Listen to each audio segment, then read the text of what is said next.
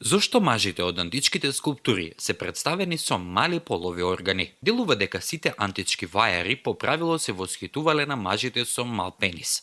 Сепак историчарката Елен Оредсон знае зошто е тоа така, а се испоставило дека во античка Грција и Рим на цена бил малиот полов орган. Тогаш владееле сосема поинакви критериуми кога се работи за машката убавина. Денес многумина сметаат дека големиот пенис има предност, но тогаш малите се сметани за подобри од големите, појаснува Оредсон. Та додава дека грчкиот маж бил рационален, авторитативен и интелектуалец. Тоа не значи дека не уживал во интимните односи и тоа немало никаква врска со величината на неговата гордост.